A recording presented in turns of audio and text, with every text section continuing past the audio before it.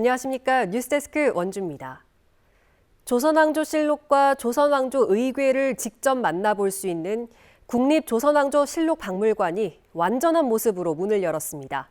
박물관이 있는 평창 오대산은 오대산 사고에 있던 실록과 의궤가 일제강점기에 일본으로 반출됐다 110년 만에 다시 돌아온 곳이어서 의미를 더하고 있습니다.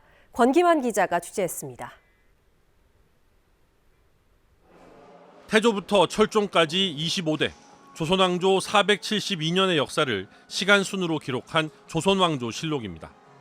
왕의 언행과 당시 사회상을 객관적으로 서술한 기록물로 대체 불가능한 고유성을 인정받고 있습니다. 왕실의 주요 의례를 글과 그림으로 상세하게 묘사한 의궤 역시 기록유산의 정수로 손꼽히며 실록과 함께 유네스코 세계 기록유산으로 등재됐습니다. 왕의 초상화인 어진을 그리는 과정에 있어서도 어진을 그리는 절차나 그 과정에서 소요된 물품 이런 것들이 전부 상세하게 기록으로 남아 있습니다.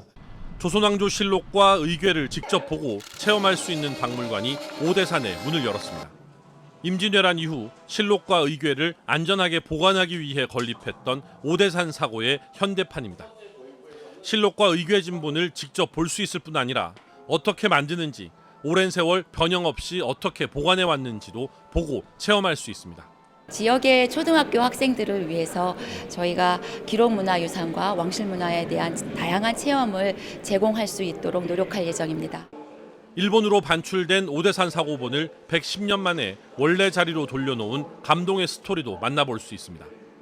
월정사가 건립해 기부 체납한 박물관은 지난 2023년 개관한 이후 국가유산청의 보완 작업을 거쳐 전면 개관하게 됐습니다.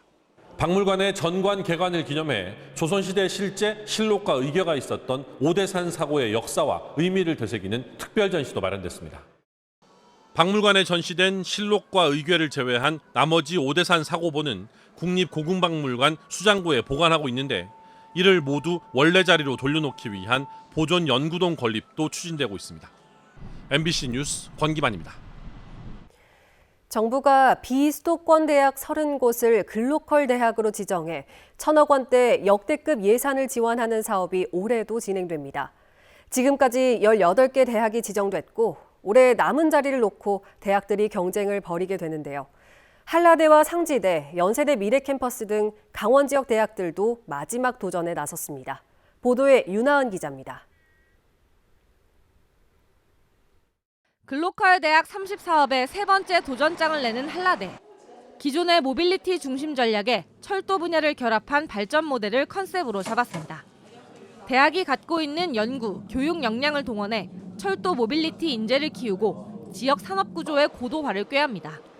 또 국제교류 네트워크가 강한 경북 동양대와의 연합을 통해 글로벌 영향력도 확보하겠다는 구상입니다.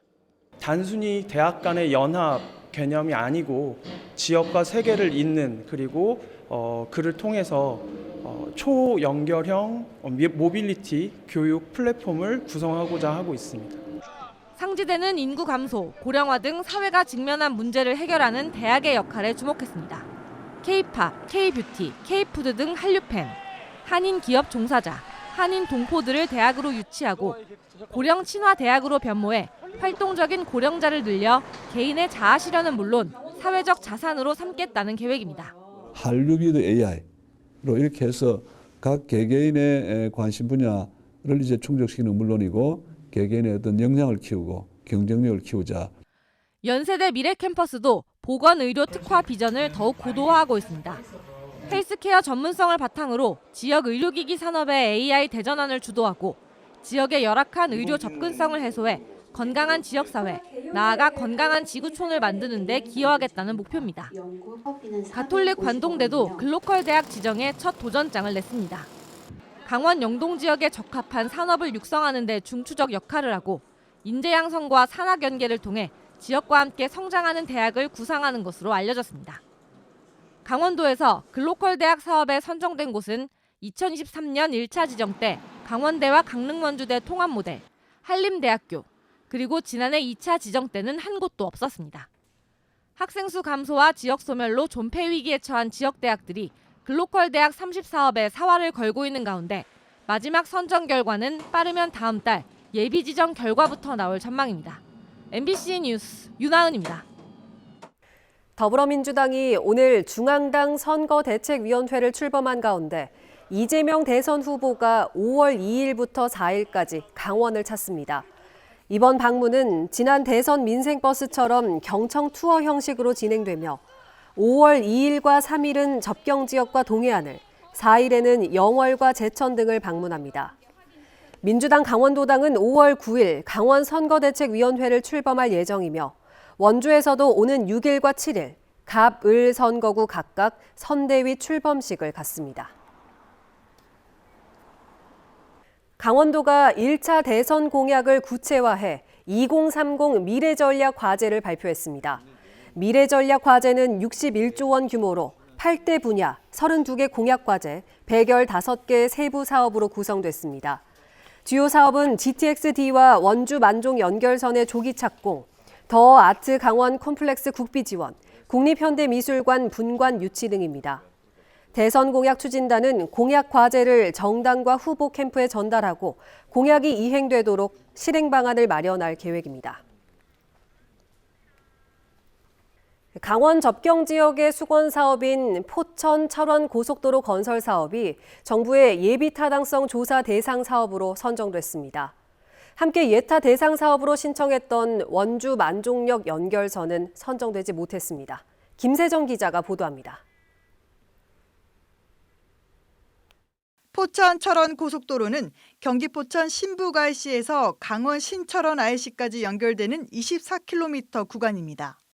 철원에서 전라남도 여수까지 이어지는 연결 구간 중 유일하게 개설이 확정되지 않은 곳입니다.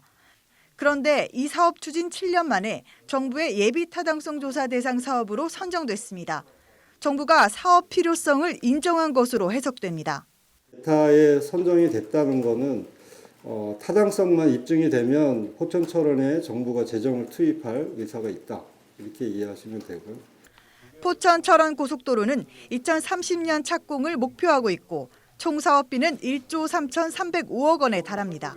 이 고속도로가 개통되면 철원에서 서울까지 이동 시간이 기존 2시간에서 1시간대로 줄어듭니다. 철원에서 포천까지는 50분에서 15분으로 크게 단축돼 수도권에서 화천과 양구 등 인근 접경 지역으로의 접근성이 대폭 개선됩니다. 철원구는 이 도로가 접경지 성장의 마중물이 될 것으로 기대하고 있습니다. 지역 균형 발전과 생존권 보장의 신호탄이 될 것으로 확신합니다. 접경 지역의 관광과 경제 활성화에 큰 전기가 마련될 것으로 기대하고 있습니다. 이번 사업의 예타 조사는 이르면 다음 달 말 본격 시작되고 조사는 최소 9개월 이상 걸립니다. 실제 예타 통과 여부는 내년 6월쯤 결정될 전망입니다. 이 사업과 함께 예타 대상 사업으로 신청했던 원주 만종 연결선은 선정되지 못했습니다.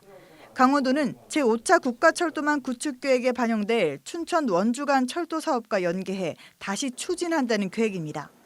중앙선 원주역과 강릉선 만종역을 연결하는 이 사업이 추진되면 춘천 원주선과 강릉선이 환승 없이 세종, 영남, 호남과 바로 연결될 수 있습니다. MBC 뉴스 김세정입니다. 산에서 사고를 당하거나 실종되면 울창한 숲속에서 사람을 찾는 데 어려움을 겪습니다. 예측 경로로 자율 비행하며 미리 학습한 인체 이미지로 숲에 가려진 사람도 찾아내는 AI 드론이 구조 현장에 투입됩니다. 울산문화방송 이다은 기자입니다. 실종 신고를 접수받고 하늘로 날아올라 비행을 시작하는 드론. 입력된 실종 유형과 실종 시간 등을 기반으로 예측 경로를 혼자 계산해 날아갑니다. 별도의 조작이 필요 없이 자율 비행을 하는 AI 기반 드론입니다. 다양한 형태의 인체 이미지를 학습한 드론은 신체 일부가 나무에 가려져도 쉽게 인식합니다.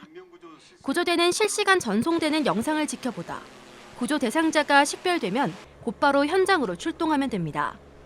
복잡하고 험한 산속을 구조대들이 헤매야 하는 시간과 수고를 줄여주는 겁니다.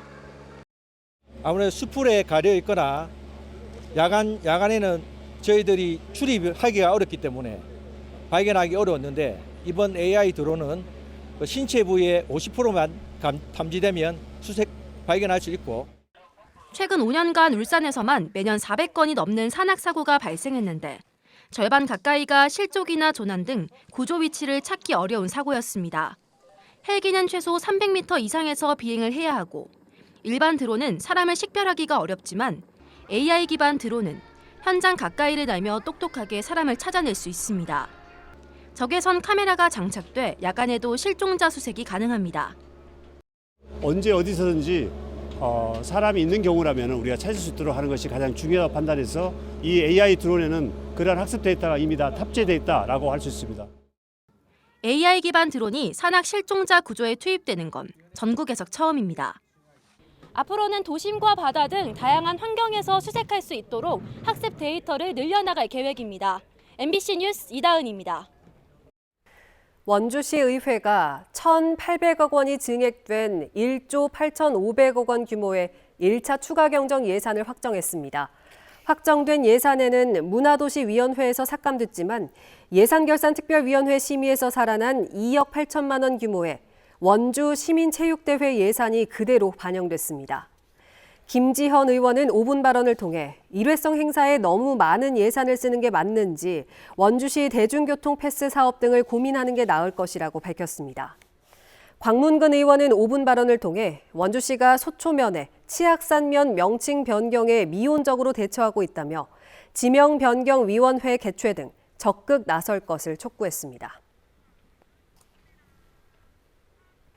원주시 시설관리공단의 간부가 노동조합의 활동을 방해한 혐의로 검찰에 송치됐습니다.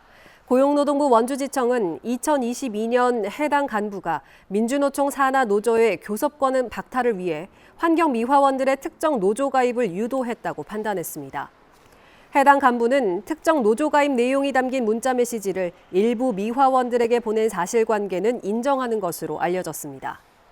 민주노총 민주일반노조는 해당 간부의 일탈이 아닌 시설관리공단의 조직적 개입이라며 검찰의 철저한 수사를 촉구했습니다. 강원경찰이 농산물 절도에 대응하기 위해 영월과 평창에 이동형 CCTV를 지원합니다. 이동형 CCTV는 주민들의 신청을 받아 영월과 평창에 각 10대씩 설치하고 무상으로 대여해 운영합니다. 강원경찰은 최근 3년 동안 평창에 41건, 영월에 28건의 농산물 절도가 발생했던 만큼 범죄 예방과 범인 검거에 효과를 거둘 것으로 기대하고 있습니다. 강원경찰은 효과 분석을 거쳐 내년부터 도내 전역으로 사업을 확대할 계획입니다. 오늘 새벽 2시쯤 원주경찰서 중앙지구대에 5만 원권 위조 지폐가 유통되고 있다는 신고가 접수됐습니다. 신고자는 음식점에서 현금으로 계산을 하려다 자신이 갖고 있던 5만 원권 지폐가 위조된 것을 알아차리고 경찰에 신고했는데 출처에 대해서는 모른다고 진술했습니다. 신고된 위조 지폐는 한국은행 직인이 생략되는 등 한눈에 보기에도 조잡한 수준이었는데 놀이용 등 별도의 표시는 없었습니다. 경찰은 위조 지폐의 유통 경위를 조사할 방침입니다. 지금까지 뉴스데스크 원주였습니다.